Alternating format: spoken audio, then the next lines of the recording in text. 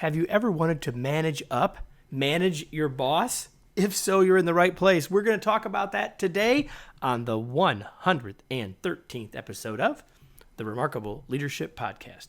Let's go.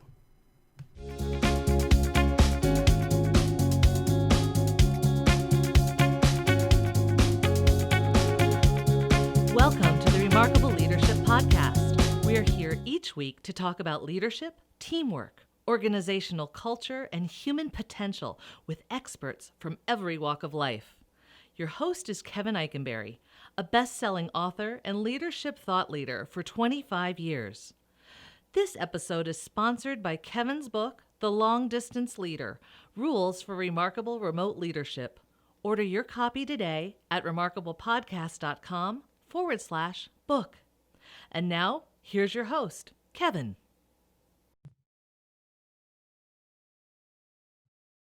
Hey, everybody. Welcome to the Remarkable Leadership Podcast. Our guest today is Mary Abbajay, and I'm going to tell you about her, and then we're going to dive in. How does that sound?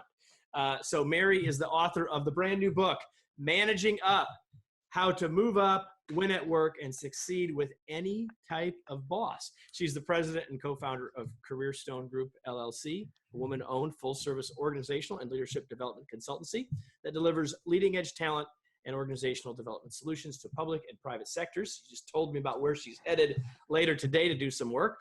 She currently serves on the Regional Market President's Board at BB&T Bank. She was the chairman of the board for Leadership Greater Washington, where she led the Adult Signature Program, the Youth Leadership Program, and the Rising Leaders Program. She's a leader, and she's our guest today, and she's an author. Mary, welcome. Hey, thank you so much, Kevin. It's great to be here. And I am exhausted hearing my own bio. I'm telling you, I might have to go take a nap. Yeah, I know. I often say, well, thank you for reading that bio that my mother wrote. So listen, before we dive into this book, and that's really how, we became aware of you and wanted to have you on the show, I really want to learn a little bit about your journey or your path. How did you get here, and how did you come to start your business, write a book? Wow, that's a big question. Well, I had a it's a 25-minute show, so you're going to have to take out the I was born. Yes, I was born in Toledo, Ohio. I had a series of really interesting jobs. Nothing really quite spoke to me, but I was picking up things along the way. I knew I wanted to do something with people, and I knew I wanted to do something with business, and I knew I wanted to probably own my own business. I don't know if it's in my bio, but I owned a bar and a nightclub for many years here in Washington, D.C. So okay, that should be in the bio. I know, right? It should be. I don't know why. Tell the team to update it. That needs to be in there. I know. So I was running this bar because I had a series of really terrible bosses. I was running this bar and this nightclub, and I thought, this is not what I want to do anymore. So I went back to school. I found out about this thing called organizational development. And what I learned running the bar was I was really good at setting up businesses and helping people succeed. So I went back to school on this random thought and fell in love with organizational development, fell in love with facilitation, fell in love with coaching, helping people succeed. And then I started my business. It was a couple steps beyond that, but we really wanted to focus on helping young people succeed. So we really focus a lot on emerging career development and creating cultures where people are successful. So it was a long journey, but I made it. Here you are. And here I am. Finally, I know what I want to be when I grow up, right? Well, you're just getting started. So, and Careerstone, you told me you started in 2000, I think. We started Careerstone in 2007. That's right. I started consulting in 2000. That's right. But yeah, and so it's been really great. I mean, every day is different. Some days we're facilitating, a broken team. The next day we are teaching people how to do presentations. So every day is really fun and different. I like it. And I have a great team that manages up to me. There you go. So Managing Up is this book. It came out earlier this year. And the minute that, we were made aware of this book, I'm like, okay, I got to see the book because I get asked about it all the time. And so I wanted to see it if it was worthy of the title, and everybody, it is worthy of the title. So from your perspective though, why this book? Like what led you to this book? What led you to feel like this was what you needed to to help people with? Well, it's funny because for years, this is based on a workshop that we started kind of as a fluke in 2008, and it just took off. And it's weird because, working with what I do, I hear managers complain about staff, right? Staff complain about managers. And I'm like, well, you guys could talk to each other. And they really don't have the I know, shocking. And people don't want to have these conversations. And so much of what I see in the workplace is that, your boss is who your boss is. And you could either complain about it or do something about it. And so many people allow themselves just to get to that cloud of bitterness and just think like, well, my boss should do this, my boss should do that. Well, your boss should, but your boss isn't.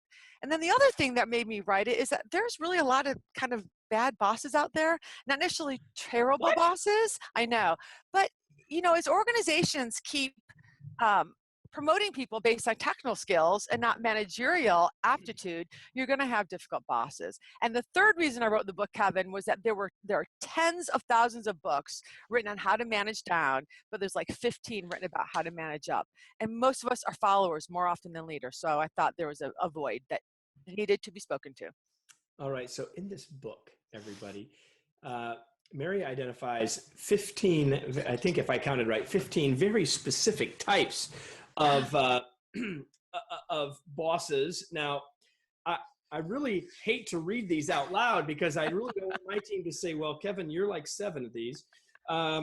Everything from some that might seem good on the front end, like the energizer or the advancer or the harmonizer. But then we also have the narcissist, the impulsive boss, the incompetent boss, and the truly terrible. So I'm going to hope that the micromanager, of course, is in there. Anyway, so talk about let's just talk about a few of those. Pick 2 or 3 of them that you want to talk about briefly.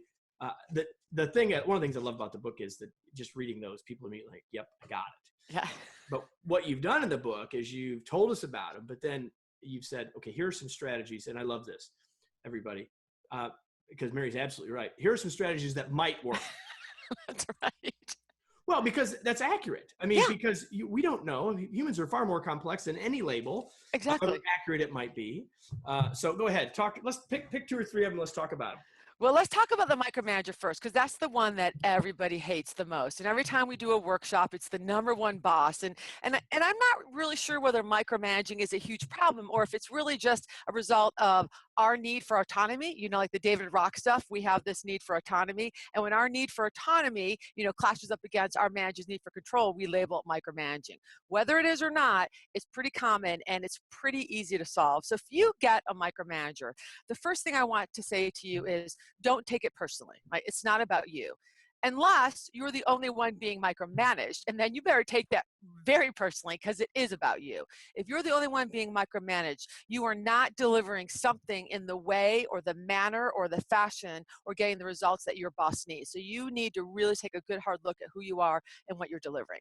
If this is a micromanager who's micromanaging everybody, then you have to give them what they want.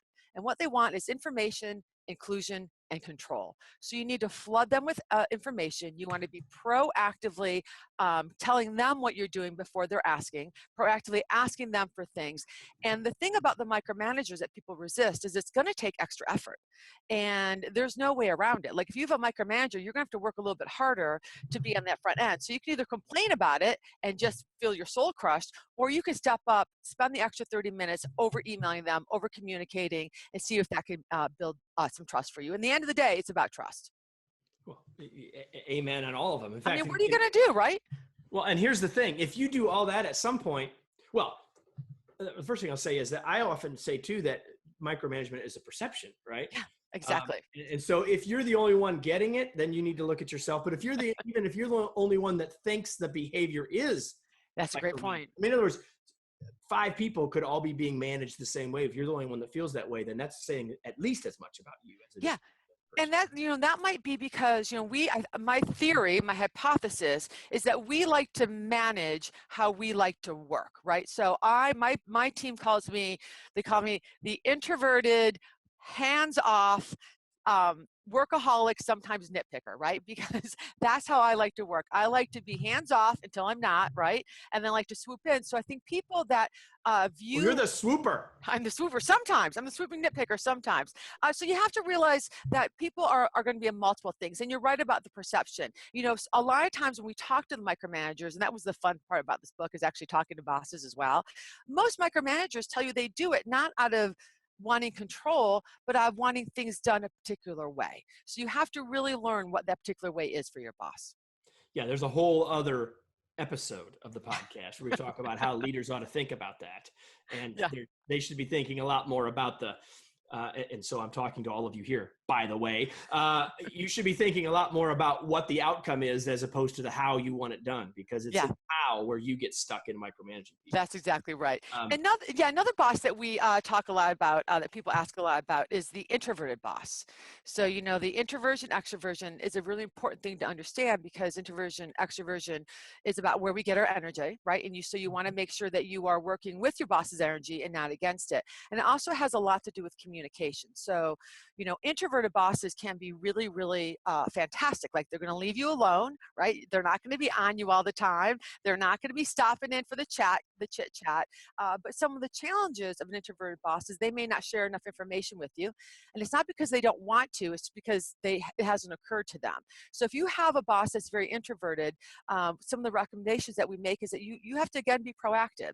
If you need information, you need to go get it from that boss. You need to schedule meetings with your introverted boss and check-ins, because they may not do that for you. Now, they're going to But wait a minute, Mary, they should. They're the boss. They're supposed to. They're supposed to, shoulda, coulda, woulda. So if they don't, then you have to do it. And now, granted, they're going to cancel half those meetings, but you're going to have the other half, hopefully, right? And the big thing that we tell people, especially if you're a raging extrovert working for an introvert, is to kind of appreciate the silence. And I always tell people, put on your computer the word wait, which stands for why am I talking? Because if you're just talking with your Whoa. We got to stop right there. If you're just talking to fill space, don't. You got to say that again, and everyone needs to write it down. Wait, why am I talking? Everybody, there's the whole value of this episode right there. Because that will just, if you're just chit-chatting to chit-chat at your introverted boss, that is going to drain his or her energy in no time. So if they are very kind of succinct, if they're very not chitty-chatty, don't just feel like you have to tap dance in conversation for them, because it will drive them crazy. Yeah, and it meets your need, doesn't meet theirs. Exactly, good point. Yep, exactly. So one of my questions was going to be, which was the one you hear the most about? And I'm not surprised that it was the micromanager. Yeah. But yeah, and it's a really great conversation there. So in some other things of yours that I learned in my preparation, you talk about sort of 5 steps that we ought to take to do this managing up. Can we talk about that briefly? And by the way, before you do that, everybody, in case you came in late or you're not paying close enough attention, we're talking with Mary Abbajay about the book Managing Up: How to Move Up, Win at Work, and Succeed with Any Type of Boss. So let's talk about the 5 steps that we should take to do that managing up, which is for almost everyone listening. You've got most of us have a boss. And while I own the company, I have a wife. So this applies to all of us. But you also have clients, right? Absolutely. And they're becoming your bosses in some sense, or your partners, hopefully, right? But and you know, happy wife, happy life, Kevin. There you go. I'm smiling. I know, right? For those of you watching on video, I am smiling. So. All right, the 5 steps to managing up. First of all, you have to learn your boss's preferences, their work style, how they like to work, how they like to communicate. What is their work style? Are they introvert? Are they extrovert? Are they detail? Are they detail oriented? Are they big picture oriented? You know, what is their time orientation? Like, how do they show up for work?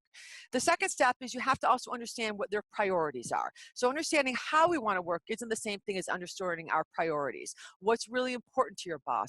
What's important to your boss's boss, right? What's important to your boss's boss's boss? Like, you have to understand the environment in which your boss is operating. He or she is not a silo, right? He or she works in an organizational culture, the system. Then once you have a good idea about where your boss is, what he or she is like, what he or she needs or wants in the workplace, then you have to take a good hard look at yourself. And this can be difficult for some people. And this means really assessing your preferences, Where are your priorities? What's your work style? What are you trying to get done? And then once you have a good, honest kind of assessment of yourself, then the fourth step is to look at the gap. Where are you aligned? Where are you not aligned? Like what are the different places? And then you have to think about what are you willing to do differently, more of or less of. And that's where a lot of people really kind of get stuck, because we all want other people to change, but we don't want to change ourselves, and we know we can't change other people. So then you get to decide what you're willing to do differently, more of or less of. And I'm not talking about being a sycophant. I'm not talking about brown nosing. I'm not talking about sucking up. I'm talking about developing adaptive strategies so that you can win, your boss can win, and the organization can win. And the final step is you have to know when to go, as we say. There are times where you can manage up, grit it out, and you're just not making any headway. So at that point, you have to know when to go. You can either change the situation, adapt to it, or leave it. Well, that's about that may be about fit. You just may be in the wrong place, right? And here's the thing that I love about all of what you just said, is that you are encouraging us to be 100% accountable. Yes. Because you're making this all about us. Yes. And most of the people that I have this conversation with in a workshop that says, I wish my boss was in this class, right? As one example, or I hear that all the time. All that stuff is they all want to point the finger at the other person when there are three fingers pointing back at them. Yeah. And so that's why I wanted to see the book before I said yes, because I'm like, am I in alignment with where you're at? And I am completely in alignment. I love it. Makes us both right or both wrong. But my point is that you're taking an extraordinarily clearly accountable approach. Because we cannot control the other person, but we can very likely influence them. And that's the place of accountability, right? Yeah, and I love that, Kevin, and thank you for getting it, because that is truly where my heart is, and that's where my soul is. We all have to be accountable and take responsibility for our lives and our choices and what we do. And nothing drives me more crazy in the workplace than that victim mentality, right? I believe that as long as you're in choice, I'm happy with whatever you choose, but I want people to actually make a choice and be accountable and take their career seriously. That's exactly right. And by the way, whether that's about managing up or anything else, that will help you move up, win at work, and succeed. Yeah. And it's so often it's our ego that gets in the way, right? It's our ego. It's our need to be right? It's our need to come from our place of what we think is the right way, our own mental models. And that can be both a blessing to us sometimes, and it can be our own curse. Well, and so you talk about it, the step of the self-awareness, the self-analysis piece, right? Would you say that that's the hardest in working with people through this? Which of the 5 steps do you think is the hardest? I think Where do people get most stuck? I think they get most stuck there because I think people have a hard time really understanding what their own personal impact is. And I think, we have our intentions, but we can't separate the two. And I do think that people are kind of deluded about what they do and how they're contributing to a situation. And I think it was Adam Grant that just wrote a piece recently on HBR or Forbes that talked about how really poorly people self-evaluate themselves. Oh, we're not good at it. We're not good at it, right? And so I think that's the hardest part. Yeah. And the other thing is, I want people to understand about managing up that when we look at, it's really about being a follower, right? At the end of the day, it's about being a follower. And that's really hard for Americans to stomach. Like even saying that makes me want to throw up a little bit in my mouth, like being a follower, because that's not what we teach. Like your remarkable leadership. My whole shtick is teaching leadership. But if we can reframe followership from a power relationship, from a hierarchical relationship into actually a relationship, then we realize that everybody has agency in a relationship. And how you choose to enter into that, quote unquote, leadership, followership relationship is completely up to you.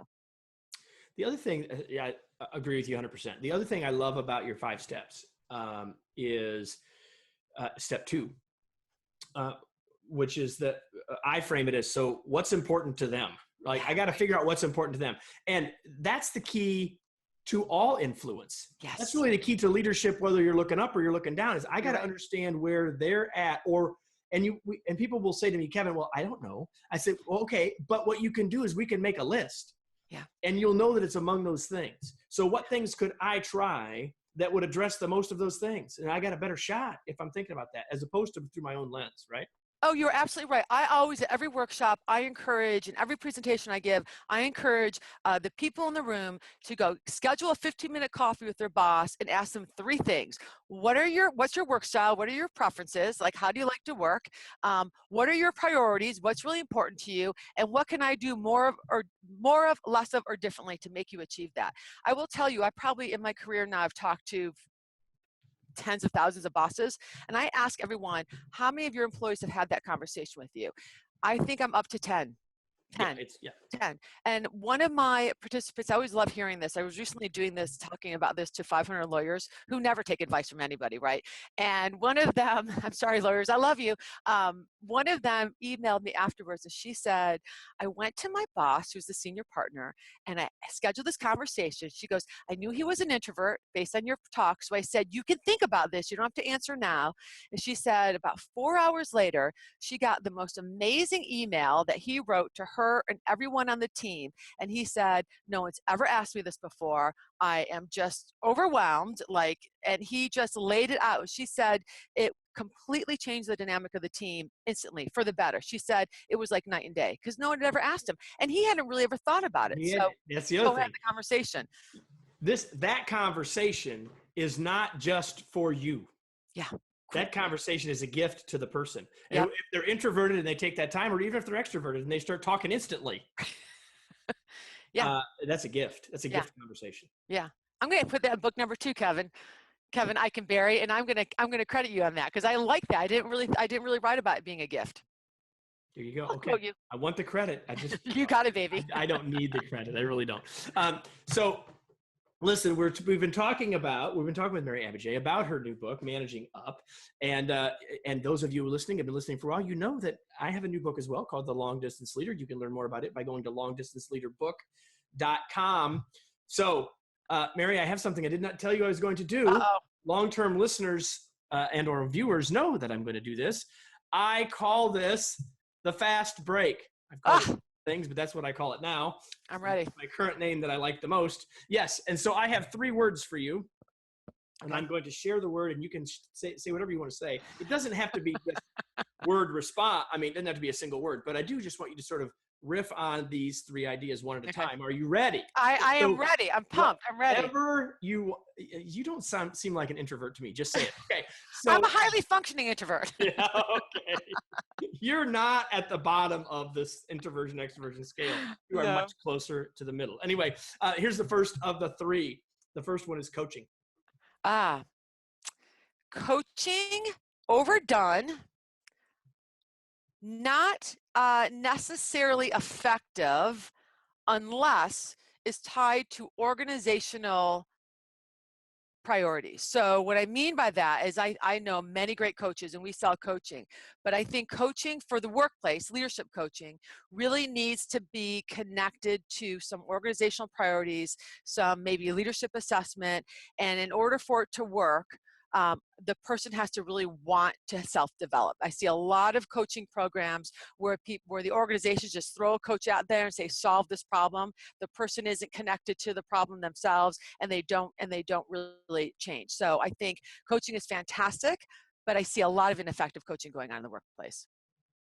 All right, number 2, accountability. So important. Accountability is everything. Accountability is everything. I sometimes think that instead of teaching leadership or instead of teaching managing up, we should all teach accountability. I just don't see how we can be effective in our personal or professional lives without it. And it stuns me how little of it there is in the world. It's a valuable commodity. Yep. That we can all possess. Yeah. It's free.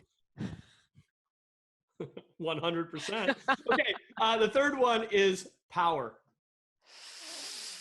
Power. The first thing that comes to mind is corruption. I think power. You live in Washington, D.C. I know, that's right. I live in Washington, D.C. I think that power, I mean, it's just so trite, but power can be used for good or used for bad. And I think understanding, I think people who are in power or who are gaining power need to understand their own relationship to it. the impact of how they use it, the choices they make around it, and that whether they want to use it to enable and embolden and develop and engage people, or they want to use it to just, stomp all over people. So I think power is a very interesting thing. And we used to do this exercise all the time called Star Power. And it really, do you remember doing that one? And it really was I know the guys that built it. yeah, so I mean, it's such, for me, that whole simulation is watching people's reaction to power when they have it and when they don't have it. I just think it's a very fascinating subject. All right. So before we start to wind down, Mary, I'm curious. We've spent most of our time talking about your new book, Managing Up. Is there something that we haven't touched on, or that you'd like people to know about the book that we haven't talked about?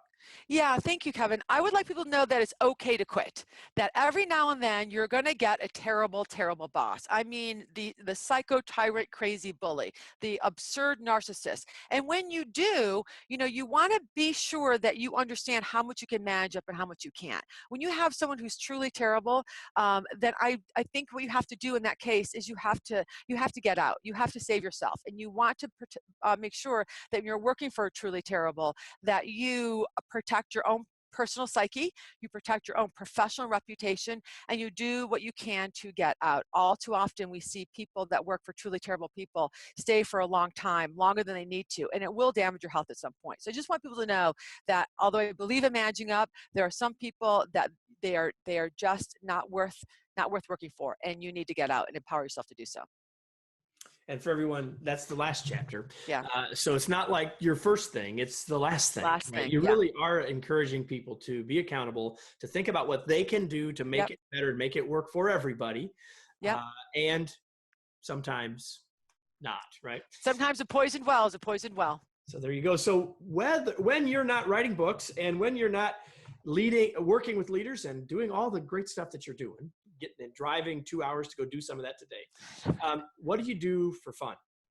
Well, I like to walk every day. So I like to walk like 5 miles a day. I love crossword puzzles. I like to hang out with my husband. I do like my wine. And I have my little doggy Valentino. And I like to read.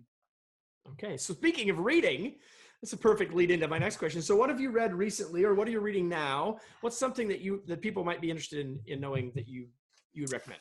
Well, so I'm going to start with my first love in my life, which was fiction, because I am an English major from Kenyon College originally. So as soon as I finished the book, You are from Ohio. I am from Ohio, Toledo, Ohio. And so I've been reading a lot of fiction lately. So I just finished Ann Patchett's The Commonwealth, beautiful story. I read Lucy Barton, and I can't remember the woman, I am Lucy Barton, but she's the woman that wrote Olive Kitteridge. And I also just re-pulled out all the David Sedaris's books and reread all of those because I love his voice before his new book came out. So that's on the fun front. On the work front, I just finished Daniel Pink's When, which is a great book. I love Dan Pink. And what else am I reading? On my bookshelf, when I get off this call, I'm going to have Long Distance Leadership, and that's going to be my next book. And then I'm going to call you to come do workshops for me. So that's my next book because I think that is a great topic. I am all in. So we'll do a virtual book club, Kevin. well, just make sure you don't have to order a copy. I will send you a copy. Oh, I love it. Thank you. Okay. I'll sign it and send it to you. So before we get off this, when we hit stop record, don't leave. Okay. I'll talk to you for like 2 more minutes. So everybody, the most important question I haven't asked her that she really wants me to ask is, where can we learn more about the book and your work? Oh, you're so sweet. Well, the book has a website, managingupthebook.com. You can go to Amazon, buy on Amazon, Barnes & Noble, Target, wherever books are sold. You can find me either at Mary Abbajay, LinkedIn, at Twitter, Mary Abbajay. I have a YouTube. It's all at Mary Abbajay, and the company is careerstonegroup.com. I'm easy to find. Just Google me. Something will pop up. Abbajay. Abbajay. Just like it sounds. Okay. See, I'm not going to go any further than that. Again, this is related to the conversation that we had before. So now everybody, the question that I need to ask you in all seriousness is, we've had a good time, at least the two of us have, I think. I had a good time for the last few minutes, and we hope that you have too, but none of that really matters at the end of the day, because we're not a comedy podcast. You came here to get ideas and get perspectives and get things to help you be more effective as a leader. And that means that you need to do something. So the question that I have for you is, now what? So now what did you take from this conversation? What wisdom did you hear from Mary that you need to take action on? Maybe it is to wait and ask yourself, why am I talking? Maybe that's only speaking to Kevin. Or perhaps there's something, maybe you heard a very clear idea about the boss that you have and how you can manage up more effectively. Maybe you just got some encouragement that you actually can manage up. And if you got encouragement, great. But now what? What are you going to do? So we appreciate that. Mary, thank you so much for being here. Thank you, Kevin. You were so much fun. I'd come on your show anytime. Well, be careful what you ask for. So listen, everybody, thanks for being here. As always, we're here every single week, and we've mentioned it a couple of times. You want to make sure that you get a copy of Mary's book, Managing Up, and you want to make sure you get a copy of our new book, The Long Distance Leader, managingupthebook.com, longdistanceleaderbook.com. Thanks, everybody, for being here. We'll see you again next week right here on the Remarkable Leadership Podcast.